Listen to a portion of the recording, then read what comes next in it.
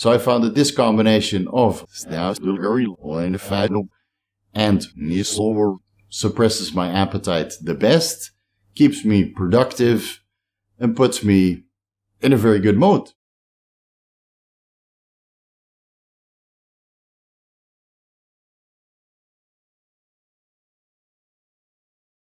Welcome to Vigorous PEDs. Actually, no, we're not going to talk about performance-enhancing drugs in this video, so let me take that back. Let's rewind. Welcome to Vigorous Appetite Suppressants. I'm Coach Steve. Let's discuss the best appetite suppressant I've ever used. Now, 2 days ago, I released a video mentioning that I was going to do a fasting mimicking diet in an attempt to resolve the remainder of the non-alcoholic fatty liver disease that I still have going on, even though it's already about 50% resolved. I want to get that 100% under control and move forward with my bodybuilding journey. And since I've been, incredibly proactive in an attempt to resolve it over the last 4 months, I'm going to do a little bit more extreme approach. And that's fasting mimicking, where I basically will only eat vegetables only. And the rest of the micronutrients will come from general health supplementation. So I'll make sure I won't be in a micronutrient deficiency. Don't worry about that. Now, I immediately got questions about how I was going to control my appetite and, to keep that under control. Maybe some of you guys are new and don't know that I've been doing fasting every 3 months for the last couple of years. So every 3 months, around the time that I need to schedule a deload. Otherwise, I would discontinue eating. So my muscles would get a break from training and my intestinal tract would get a break from food. So I have a lot of experience with fasting, and I even did a before, during, and after video about a 2-week fasting experience that you can see here. And today I got even more direct messages about appetite suppression after Derek from More Plates, More Dates released a video about oral semaglutide. So here we are, first-hand experience with Glucagon-like peptide-1 receptor agonists and Dipeptidyl peptidase 4 inhibitors. So those are the glutides and the gliptins, which are generally prescribed for people suffering from type 2 diabetes in an attempt to get their insulin resistance under control and have, glucose homeostasis in the bloodstream.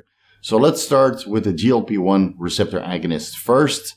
Oral semaglutide is the only oral GLP-1 receptor agonist which has, practical applications in an attempt to suppress appetite. But in order to understand how these medications work, let me give you guys a little bit of brief biology, which I actually already discussed in a video previous. You can watch that here. But I guess the thumbnail and the title wasn't very appealing. So here we are again with a better thumbnail and a better title. The best appetite suppression I've ever used. Okay, so the incretins are a group of metabolic hormones which are released in response to eating. Most notably, it's a glucagon-like peptide 1 and gastric inhibitory peptide or gastrointestinal polypeptide, which release in response to eating.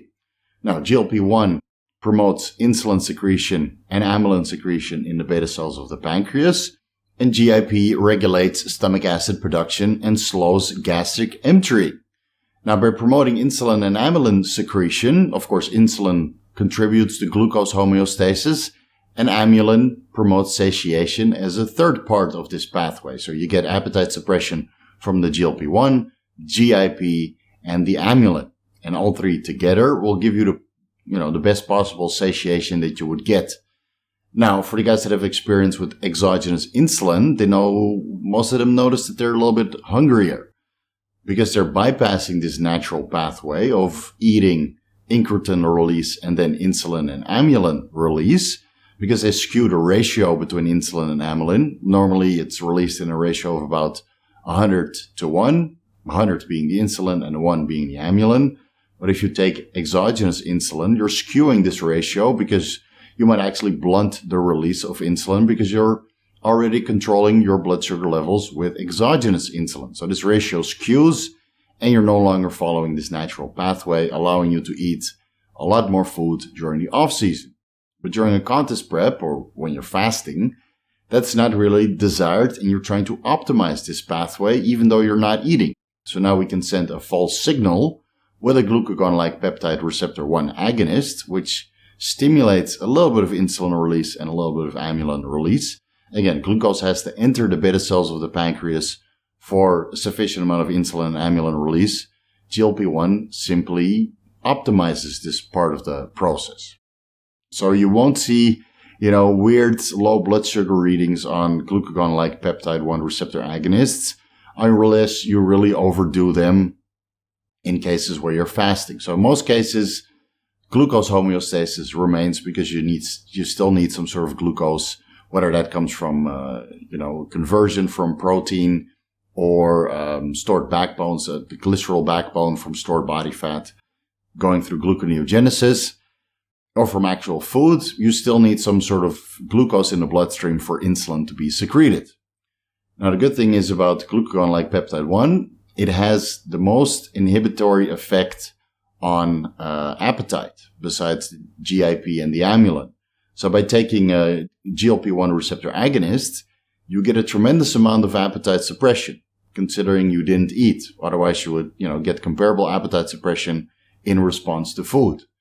So I've been taking Liraglutide, and I've been experimenting with this for the last couple of months after I heard about it from some of my wife's clients. They mentioned the slim pen, and, being always curious about pharmacology, I immediately asked them, what are you talking about, this slim pen that is reducing your appetite? So I immediately started researching about these glutide medications, which are otherwise prescribed for people with type 2 diabetes. But it seems to be very popular here amongst the models and some of the jet setters here in Thailand to get their weight under control because it's a very potent appetite suppressant. Now, after doing my research, I realized that most of the glucagon-like peptide 1 receptor agonists aren't really suitable for bodybuilders or fitness enthusiasts who follow a weekly approach to their diet. Again, we want, favorable appetite suppression during the week, but during our refeed, whether that's on Saturday or Sunday or maybe both days, if you're doing a ketogenic diet, you follow a clean refeed for 2 days in an ordinary cyclic ketogenic diet. You don't want tremendous appetite suppression in the 1 day or the 2 days that you're refeeding because you'll feel tremendously nauseous. So we'll have to separate the GLP-1 receptor agonists into the short-acting and the long-acting. Now, most of them are long-acting, but the short-acting ones that are, useful for bodybuilding, that don't want appetite suppressions over the weekend when they're doing their cheat meal or their refeed, there's only 2 different kinds which are useful. That's the liraglutide and the exenatide. Now, there's something to say for dulaglutide, which has a half-life of about 4.5 to 5 days. So you would be able to administer that the day after your refeed. But from my experiments, you get like a lot of nausea in the beginning, where you really don't feel like eating. And you still need to eat, obviously, to keep your anabolism going. Because without protein intake, take it from me, these muscles are slowly fading away without protein intake. So you don't want too much appetite suppression in the beginning, and then that tapers off towards the end of the week, where you notice that, hunger becomes uncontrollable again. And now you go through this roller coaster of nausea and uncontrollable appetite. And then you might even overeat during your refeed. Again, bodybuilders, people that compete, they can all attest to this, dieting ups, highs and lows and everything in between. You might get some sort of eating disorder along the way, right? You do severe caloric restrictions during the week and very high caloric intake over the weekend, perhaps with a couple cheat meals if it's warranted. So it might lead to a little bit of an eating disorder. And I'm sure a lot of you guys who have been bodybuilding for a long time can attest to this. So ideally, you go with a glucagon-like peptide 1 receptor agonist that has a reasonably short half-life. So based on my personal experience, I would favor liraglutide over dulaglutide because liraglutide has a relatively short half-life of about 13 hours. And the long half-life of dulaglutide sends you through this, nausea and extreme appetite roller coaster. So liraglutide allows for daily administrations, giving you suitable appetite suppression throughout the day. Today I took 1.2 milligrams, but most people would start with 0.6 milligrams and slowly build up their dosages as needed because there's a little bit of tolerance over prolonged exposure. So keep that in mind.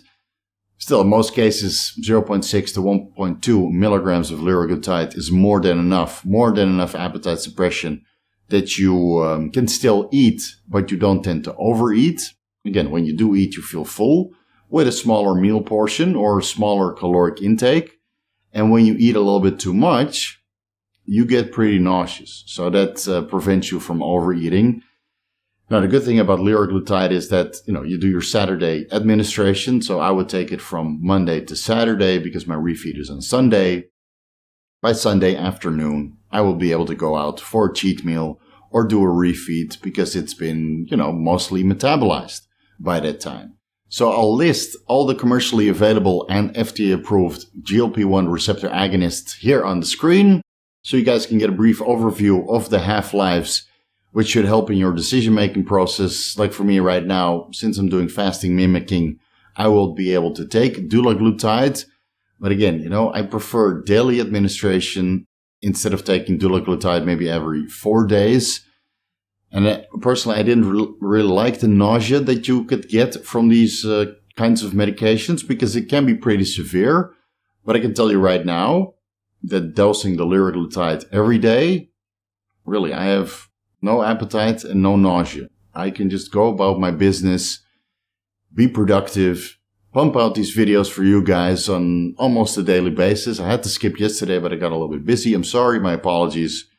But so far, so good. And the appetite suppression is to a point where I don't think about food, even though I'm eating a little bit. But when I do eat my pretty big bowl of salad in the morning, afternoon, and for dinner, I don't get any nausea on 1.2 milligrams of Liraglutide, but I don't get any hunger either. So it's great, to be honest. And I know I shouldn't be, actively promoting certain pharmaceuticals, but yeah, really, guys, it's one of the best appetite suppressants I've ever used. Now, I'm sure you noticed on that list that exenatide has a reasonably short half-life of 2.5 to 8 hours. Personally, I haven't used it myself. We only have Liraglutide, Dulaglutide, and Semaglutide available here in Thailand. I experimented with Dulaglutide, but I didn't feel like experimenting with Semaglutide because it has a much longer half-life. And after my bad experience with Dulaglutide, I decided to stick with Liraglutide. Man, all these names are so similar, right? So some of my clients were able to source exenatide, and the appetite suppression lasts for about half a day. So you need 2 administrations per day. So that makes it a little bit cumbersome, especially for the guys that go out and work, at the office. A lot of guys that don't like to take their injectables with them to work or wherever they're going. So I would favor Liraglutide over exenatide. But again, supply is always an issue with these kinds of medications because they're not readily found in the sources we would normally use for bodybuilding or fitness or strength sports or whatever. So regarding its availability, it's a little bit difficult to get these kinds of medications. But don't worry, Coach Steve has a solution, as always, and this is certainly a little bit easier to source. You might be able to prevent the breakdown and increase serum concentrations of Glucagon-like peptide 1 and gastric inhibitory polypeptide with a class of medications called Dipeptidyl peptidase 4 inhibitors. Now, in the normal biological pathways of incretins and growth factors, after their release and they potentiate their effects on tissues, they're metabolized by the Dipeptidyl peptidase 4 enzymes, which are present on the cell membranes of a lot of tissues in the body. So by inhibiting these enzymes, you slowly raise serum concentrations of the GLP-1 or the GAP, but also erythropoietin, so that's the EPO, or insulin, or IGF-1, or growth hormone releasing hormone. So even though you get some sort of appetite suppression from using a DPP-4 inhibitor, you have to keep in mind that metabolism of insulin, IGF-1, and other growth factors is also impaired. So you might experience hypoglycemia and high hematocrit when you take these kinds of medications.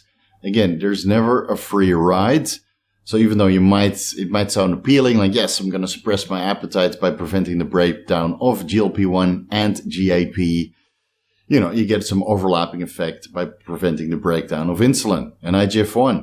and growth hormone releasing hormone, raising serum growth hormone concentrations in the bloodstream as a secondary effect. And by preventing the breakdown of erythropoietin, especially when you're on exogenous anabolic androgenic steroids, which also promote a little bit of red blood cell production.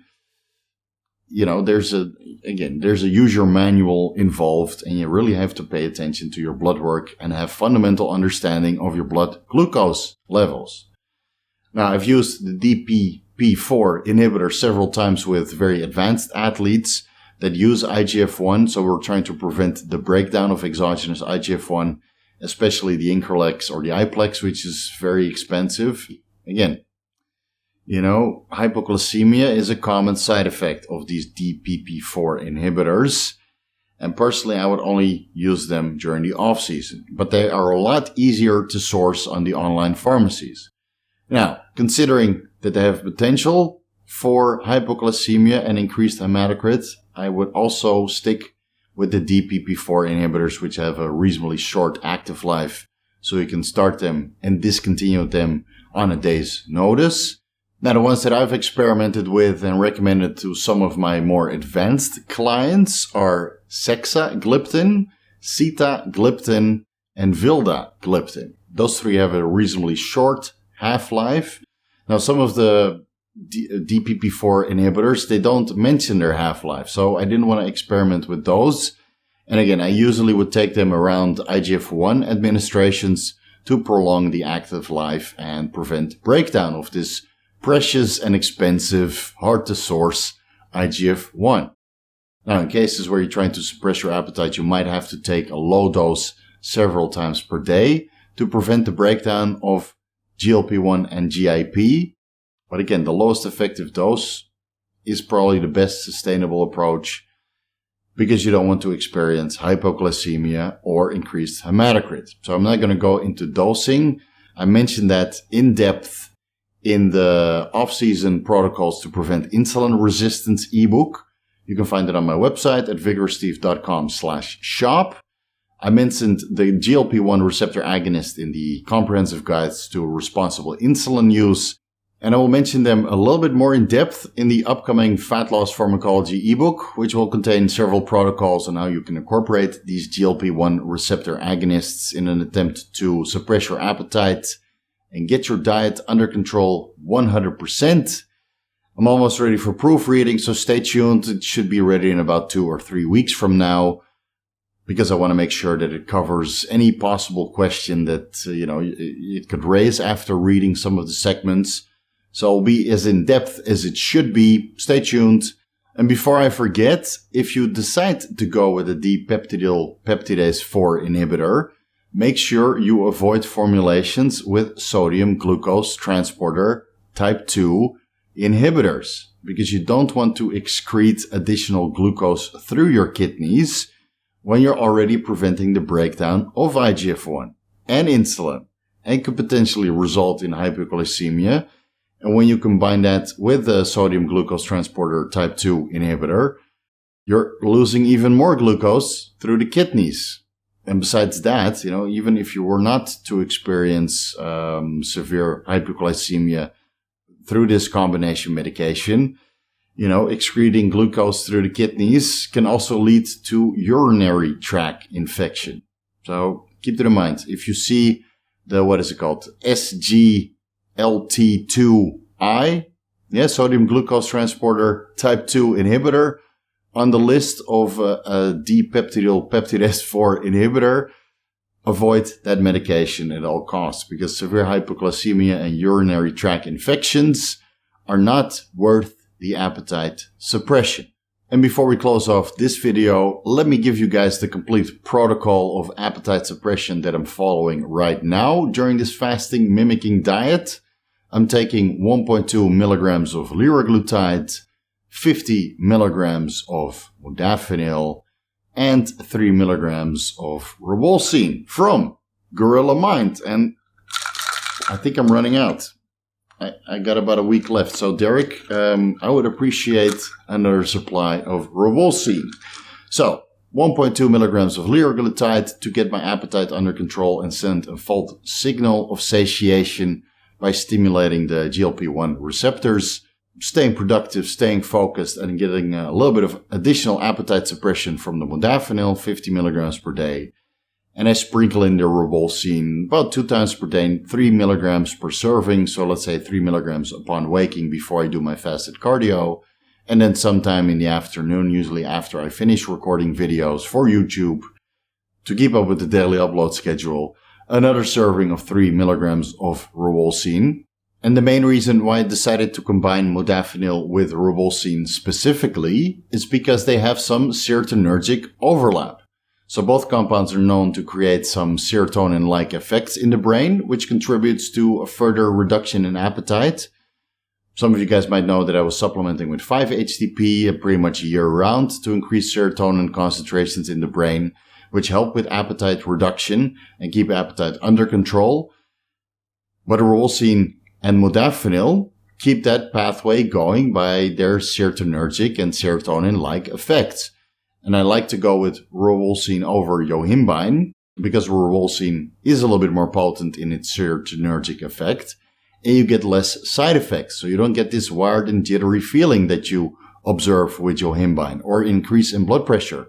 And some people notice anxiety with yohimbine. And even though yohimbine has a more potent effect on blocking the alpha-2 adrenergic receptors and might potentiate a little bit more fat loss, ribulsine is certainly more sustainable because you get less side effects and you're overall in a better mood, allowing you to continue in your caloric restriction. So I found that this combination of liraglutide, modafinil, and ribulsine suppresses my appetite the best, keeps me productive, and puts me in a very good mood. And I think that pretty much covers it. Thank you guys so much for watching. I hope you found this video useful and informative regarding your own weight loss journey and an attempt to get your appetite under control. Again, guys, lowest effective dose. You just want to suppress your appetite so you don't overeat and don't think about eating 24/7 when your caloric intake is reduced. But you certainly don't want to overdo it because that might result in hypoglycemia or severe nausea. Take it from me, the nausea is no joke. I did the experimentation for you so you don't have to. If you're looking for the most comprehensive guides to bodybuilding pharmacology, you can find those ebooks on my website, VigorousSteve.com/shop. If you're looking for personalized advice, you can find the rates to my services in the services section. Consultations and coaching is still available. Contact me through the contact form if you're interested. Follow me on Instagram at VigorousSteve. Thank you guys so much for watching, and I'll see you in the next video.